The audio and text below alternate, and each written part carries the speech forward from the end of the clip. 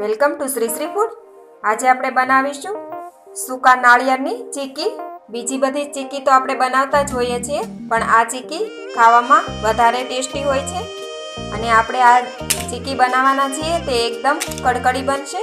આ ચીકી જોવામાં એટલી સરસ છે અને ખાવામાં તે એના કરતાં પણ સ્વાદિષ્ટ છે। તો એકદમ ક્રિસ્પી અને સ્વાદિષ્ટ નાળિયેરની ચીકી બનાવવાની શરૂઆત કરીએ। તો તેના માટે તો મેં અહીંયા 125 ગ્રામ નાળિયેર લીધેલું છે અને 175 ગ્રામ ખાંડ લીધેલી છે। નાળિયેરને મેં આ રીતે પતલી સ્લાઈસ કરી લીધેલી છે। સૌપ્રથમ એક કઢાઈ લઈએ, તેની અંદર આપણે ખાંડ નાખીશું। આપણે ખાંડને ધીમા ગેસ પર તેને ઓગાળવાની છે, તો તેને સતત હલાવતું રહેવું જરૂરી છે। આમાં આપણે પાણીનો ઉપયોગ નથી કરવાનો, તેથી આપણે નોનસ્ટિક વાસણનો જ ઉપયોગ કરો।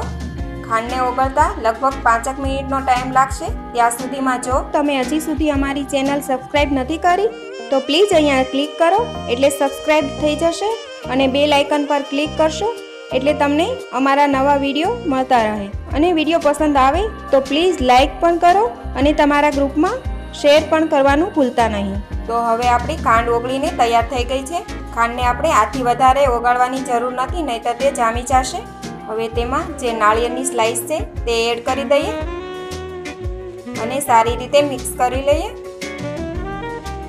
એકદમ ધીમા ગેસ પર અડધો મિનિટ જેટલો ટાઈમ લાગશે મિક્સ કરતા।